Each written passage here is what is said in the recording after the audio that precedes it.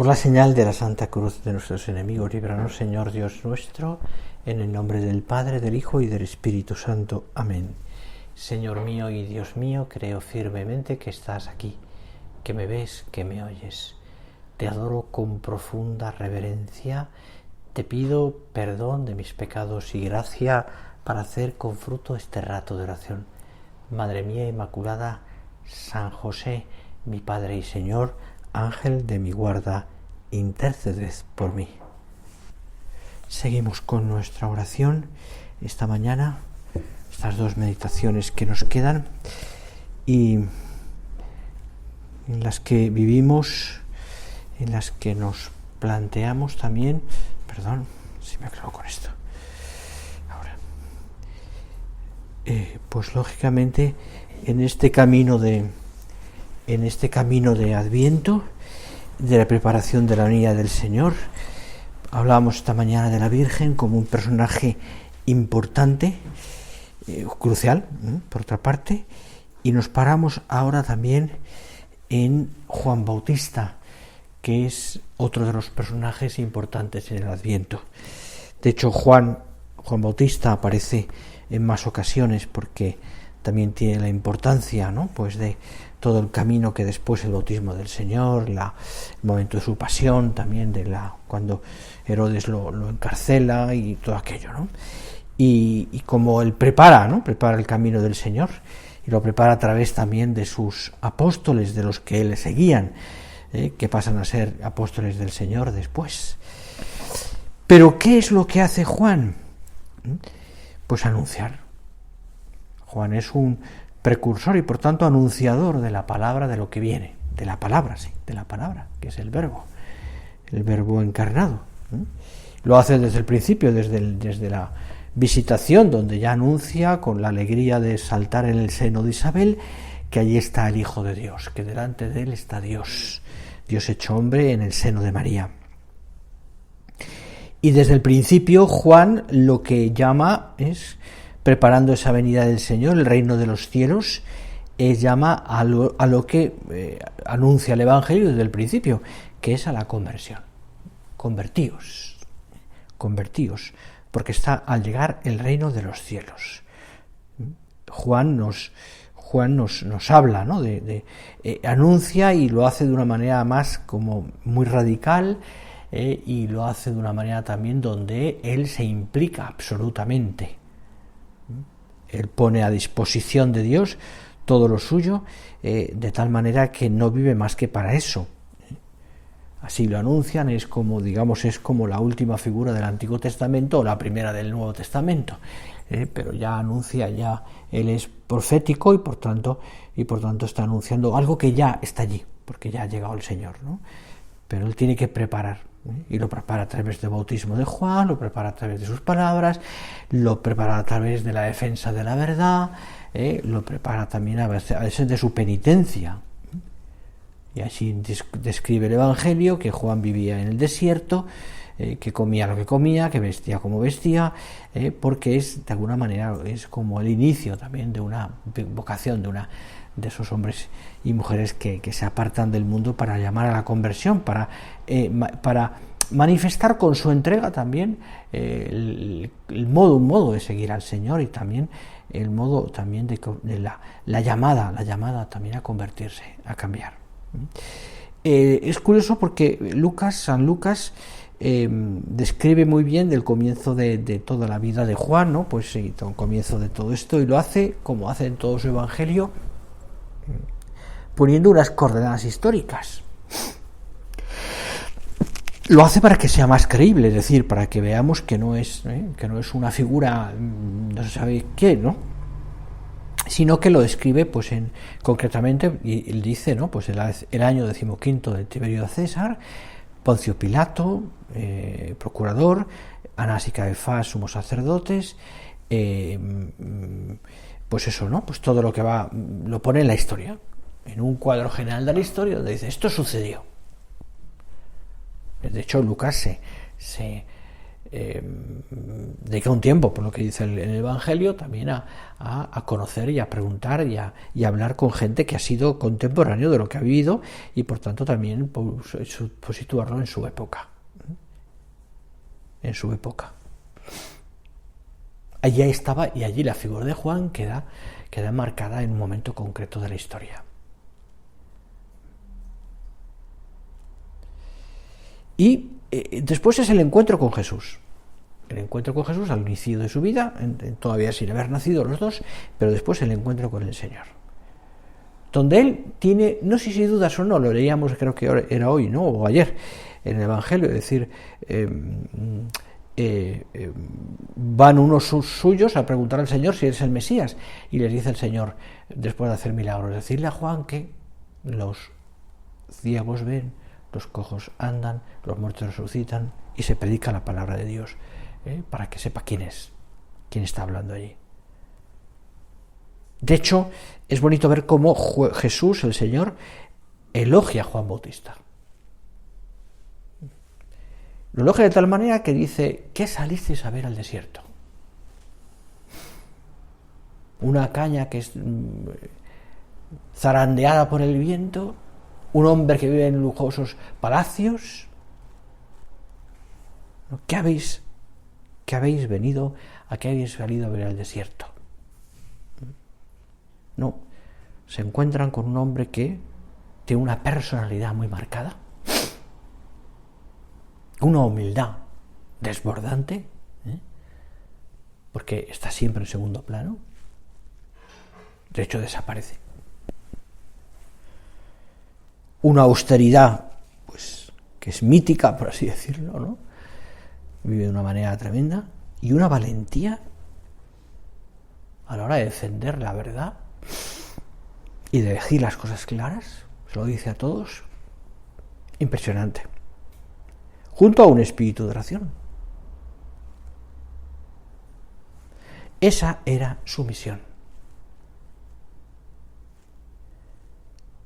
Y su misión queda marcada especialmente por la necesidad de convertirnos, de hacer penitencia para recibir bien al Señor. Preparar el camino del Señor. Pregonero de la salvación. Pero siempre pregonero. Voz que anuncia. Voz que anuncia. Y esto es muy interesante. Porque en el fondo, de alguna manera también, esta misión la tenemos también nosotros. También nosotros somos voces que anunciamos, que proclamamos con nuestras vidas la venida del Señor, que Dios está con nosotros. Qué importante es que, creo que es interesante también que lo pensemos, es decir, que tu vida, te acuerdas, ¿no? Es decir, ojalá sea tal tu compostura que se pueda decir de ti que lees la vida de Cristo. Que tu vida no sea estéril, sea útil, deja pozo, etcétera, etcétera.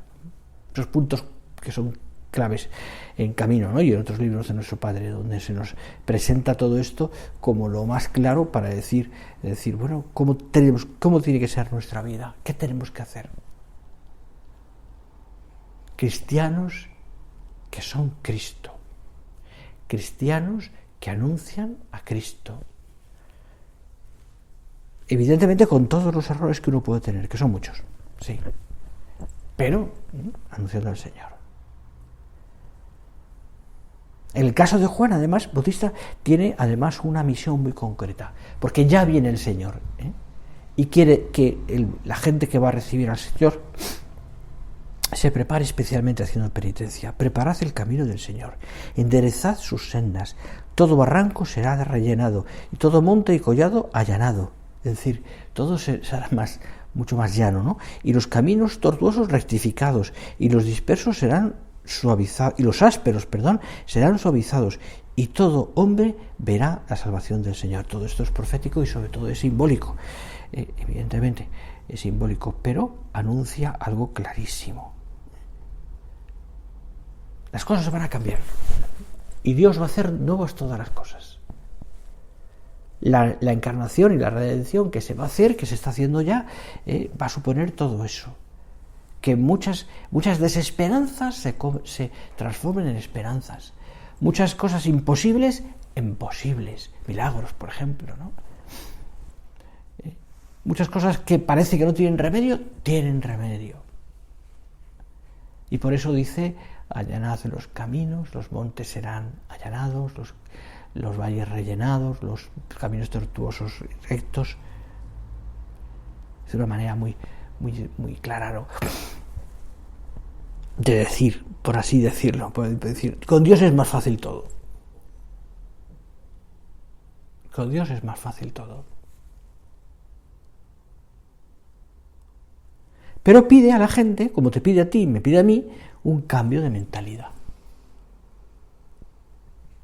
Y a todos, y ahí aparecen los fariseos, los publicanos, los soldados, etcétera, etcétera, al que van preguntando, les habla de una profunda renovación interior, en el mismo ejercicio también de su profesión. Porque no vivían la honradez, no vivían la justicia, no vivían... Y a ti y a mí, que estamos metidos en una sociedad que está descristianizada o descristianizándose, pues nos pide también el Señor que tengamos un cambio de mentalidad. Hay mucho que hacer. Yo, evidentemente, pues llevo poco tiempo aquí, pero me doy cuenta, ¿no? Y todos, y no solo aquí, en los sitios donde he estado, que tanto por hacer. Que hay tantas personas que por lo que sea, razones diversísimas, ¿no?, están tan lejos de Dios, o no huelen las cosas de Dios, o están como en una situación también donde todo vale, todo es permitido, todo se puede vivir. O sea, evidentemente además hay una mentalidad que también está metida en lo civil y en la política y en más sitios donde se justifica todo. Y donde todo parece que está bien, ¿no? Es decir, el bien se ha convertido casi en una moneda de pues puedo decirlo, ¿no? Pues algo que todo el mundo lo tiene, es decir, el buenismo, por así decirlo, ¿no? Donde todo vale y donde no hay unos principios, sino que los principios dependen de lo que yo piensa. Lo que yo pienso, en el fondo, es aquello de que la verdad ya no existe. Ya no existe. Existe la libertad. Y la verdad depende de mi libertad.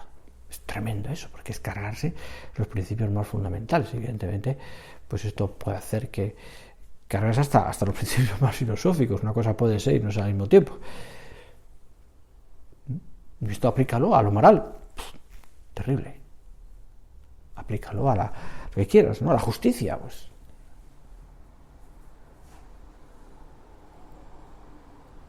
El robo ya no es robo. Sobre todo si tú no te beneficias, ¿no? Por citar algo más actual, ¿no?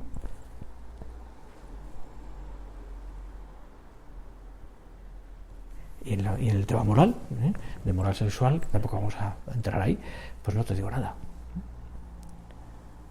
Claro, en una sociedad así, en la que tú y yo estamos metidos, nadando, no podemos decir, y que tenemos que estar por otra parte, porque es el ámbito donde vivimos. Sería un error craso, ¿no?, que nos encerráramos en casa todos juntos. Casi como en defensa, ¿no? Es decir, es un error craso. Estamos metidos en una sociedad donde también nos encontramos no solamente con todo esto, también con muchas cosas buenas y, humanamente hablando, con mucha gente muy valiosa. Muy valiosa. ¿Por qué? Porque también es verdad que Dios está ahí. Pero en esa sociedad descristianizada, en esa sociedad que va a la deriva de no se sabe qué, en esa sociedad, en toda esa situación, nosotros me parece que tenemos que ser, evidentemente, al estilo propio de un cristiano, en medio del mundo, y viviendo en el siglo, ¿no? O sea, viviendo la secularidad, que tan de moda está hablar de eso ahora, la secularidad. Pues viviendo con la secularidad y viviendo allí en medio del mundo, yo tengo que ser testigo, por supuesto. Y voy a decir mal, pero creo que me entendéis, denunciar la verdad, es decir, defender y denunciar la verdad, eso está mal. ¿Te acuerdas cuando nuestro padre decía, el pecado es pecado siempre? Pasan los tiempos, lo que es pecado, lo ha pecado hace años, luego sigue siendo. La verdad es la verdad. En las leyes, en la familia, en las escuelas, en la escuela, la educación, el matrimonio, la vida social, siempre. Entonces, al ejemplo de Juan, que anuncia la venida del Señor y que anima a la gente también a prepararse, a mí en ese sentido, digamos, es la idea en general, luego uno tiene que aplicarlo, lógicamente, a la manera de que vivimos, ¿no? Es decir, que, pero a través de tu trabajo, a través de la formación, a través de las amistades, a través de, pues todas esas cosas tenemos que ir defendiendo la verdad. Con amabilidad. Veritate facentes in caritate. Decía San Pablo, y allí está grabado en Vilatebre, en una vidriera preciosa. Veritate facentes in caritate.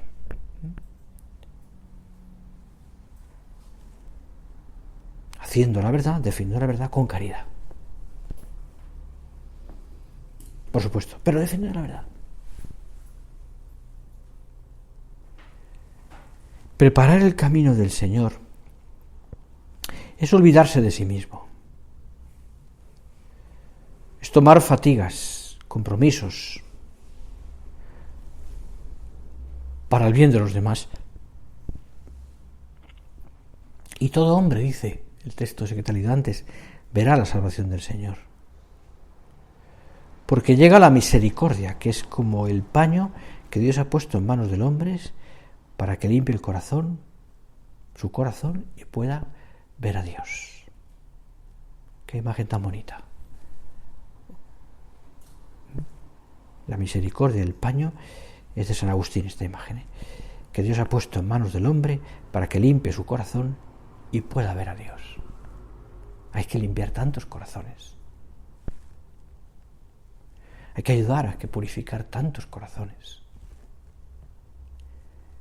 que no están limpios. Lo sabemos muy bien. Primero el nuestro, sí, primero el mío, Señor. Pero después ayudar a limpiar corazones para que puedan ver a Dios, puedan descubrir a Dios. Que actuar esta imagen de San Agustín. Por eso el Bautista anuncia un tiempo de misericordia, y la Iglesia no ha dejado de recordarnos que Dios es un Dios de misericordia y que ese tiempo es tiempo de misericordia y de salvación. Dios no ha venido a la tierra a traer solamente un bien o una... no viene a la tierra a traer solamente una especie de felicidad terrenal, sino su amor y su misericordia, que en el fondo es el perdón. El perdón. Por tanto, hay que preparar el camino, enderezarlo, allanarlo, para que todos vean a Dios, a ese Dios que está en Belén en forma de niño, y lo reconozcan. Y lo reconozcan. No es una figura que ponemos en el Belén, menos mal que lo ponemos, una figura que ponemos en el Belén, no es solo eso. Es reconocer en nuestras vidas, en la familia, al Dios que viene. Y que me está desde Belén diciendo tantas cosas, porque Belén no deja de ser un trono, un tribunal y una cátedra. Así lo explicaba nuestro padre, pues cuando hablaba de eso. Belén no deja de ser un trono donde Dios reina, niño, una cátedra donde nos enseña y un tribunal donde nos juzga. Nos juzga sin decirnos nada, simplemente la figura de Cristo recién nacido, tiritando de frío y llorando porque es lo lógico de un niño, es un juicio para nosotros. Señor, tú ahí y yo aquí. Señor, tú allí, en esa profunda humildad tuya, y yo aquí, lleno de soberbia, o queriendo llevar la razón en todo. O creyéndome humillado por cualquier bobada. Tú allí, Señor, y yo aquí. Me juzgas también con eso. pero no porque me quieras juzgar, sino porque el juicio viene solo. Tú allí, Señor, enseñándome desde la cátedra de Belén, pues la humildad, la pobreza, la sencillez, el olvido de uno mismo, etcétera, etcétera. El amor a los demás. Tú allí, Señor, y enseñándome también lo que es tu trono, de la cuna a la cruz. Desde el desvalimiento más grande de un niño recién nacido, una cuna donde no hace más que llorar, a la cruz donde el Señor no puede moverse, porque está atado. Y es el trono. Pues ese Dios tan humilde, a ese Dios que nos quiere tanto, es el que tenemos que anunciar nosotros también. Y lo hacemos, insisto, por esa purificación del corazón. Y estos días la penitencia, o lo que hagamos, o la oración también, de los sentidos, por supuesto, purifica nuestra alma y eleva nuestro pensamiento al Señor. Y en el fondo es siempre, y así lo tenemos que ver, no simplemente como una práctica ascética que nos agota o que nos duele, sino que es sobre todo también una demostración práctica de lo que queremos al Señor. De lo que queremos al Señor. Y por tanto de lo que desagraviamos. Una morción hecha en sentido de desagravio, decir, Señor, pues acompaño, ¿no?, pues tantas cosas que hay que purificar con mi pequeña mortificación, o porque mi gran mortificación es un regalo, es un bien también. Y además es discreta y es continua y es cosas pequeñas y es alegre. Y todo eso da un tono precioso que lo llama San Pablo el bonus odor Christi, el buen olor de Cristo. Y esto tiene un carácter también evangelizador o apostólico, como quieras llamarlo, que es magnífico, porque es el carácter apostólico de la templanza. ¿Cuánto ayuda? Qué ejemplar es también cuidarla entre los demás. Que el tono de tu vida, si estando conviviendo esa secularidad que hablábamos antes, tenga ese tono de templanza y que eso atrae a los demás, porque es realmente atrayente. ¿Por qué? Porque todo lo demás, todo lo de este mundo, que es magnífico, que lo queremos, que lo amamos, que es nuestro sitio, pero también agota, cansa.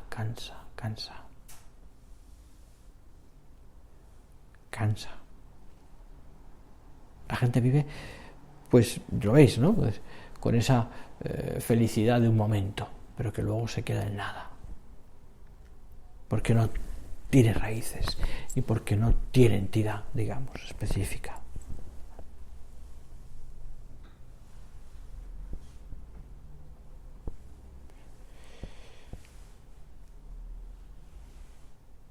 El camino a Belén de María y José está lleno de dificultades, así nos lo imaginamos, al menos lo sabemos también cuando llegan a Belén, porque no hay sitio para ellos. En la angustia de esa noche, María y José en Belén, buscando un sitio donde el niño pueda estar a gusto y nacer y venir al mundo, confían en el Señor. Y entienden que lo que el Señor les pide, eso que a lo mejor ha sido cambio de planes porque ellos tenían otros planes, que el niño viniera en el hogar suyo de Nazaret con tranquilidad, con el calor de sus padres y de sus abuelos y de la gente, pues de pronto todo eso no lo tienen, sino que se encuentran con unas circunstancias que son totalmente adversas, de tal manera que no hay más remedio que el niño tenga que nacer en un sitio pues que no es digno. No es digno del hombre, no es digno de Dios. Así humanamente hablando, pero es digno de Dios, porque es lo que Él ha elegido. porque precisamente quiere enseñarnos con eso. Pues hay mucha gente que no lo entiende y que huyen despavoridas de eso.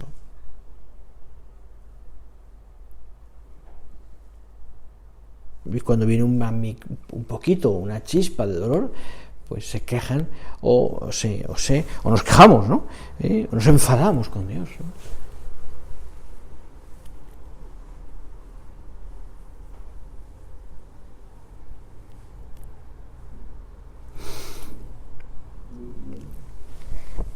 Ya sabes que nuestro Padre nos hablaba muchas veces de esa penitencia que se ejemplifica de muchas maneras y cada uno de nosotros lo puede también pensar, ¿eh? Porque es verdad que sí, que es verdad que muchas veces esa penitencia tendrá consistencia pues en cosas grandes, ¿no? Que puede ofrecer al Señor, horas de trabajo, mortificaciones más serias o más profundas, situaciones en las cuales uno pues tiene que vivir, bueno, pues eso, ¿no? Una interior que a veces yo creo que es la más costosa, pero también en cosas externas que también me están, renunciar a esto, renunciar a otro, no renunciar a esto, comida que me apetece, pero etcétera, ¿no? Pero nuestro Padre lo decía, ¿te acuerdas ese texto tan bonito, ¿no? Decían amigos de Dios, lo ponía al nivel que tiene que estar, porque hablaba de esa penitencia, decía que es tratar con la máxima caridad a los otros, que es atender con delicadeza a los que sufren, a los que enfermos, a los que padecen, que es contestar con paciencia al cargante. Aquí podríamos hablar muchísimo. Pon buena cara, no te enfades con la que siempre habla.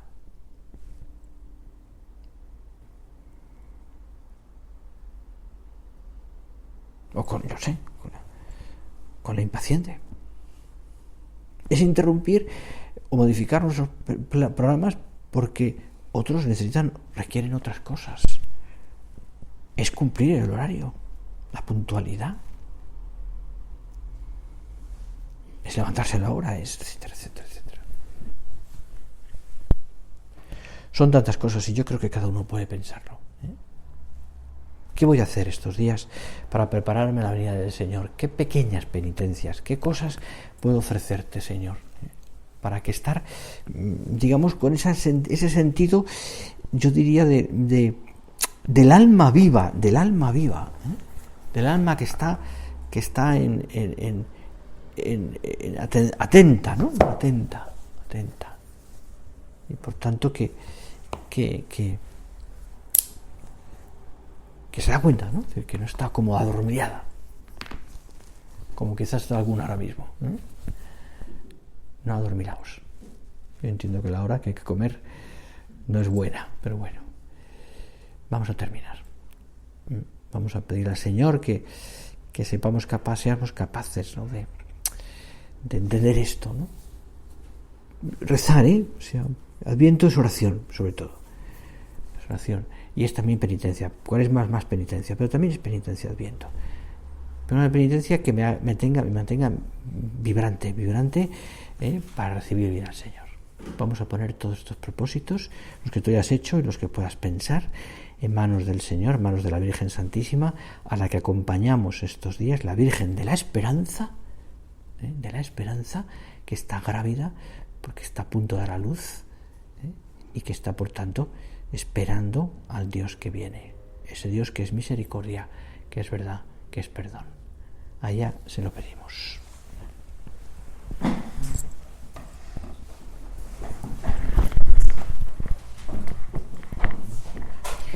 Te doy gracias, Dios mío, por los buenos propósitos, afectos e inspiraciones que me has comunicado en esta meditación. Te pido ayuda para ponerlos por obra. Madre mía Inmaculada, San José, mi Padre y Señor, Ángel de mi guarda, interceded por mí.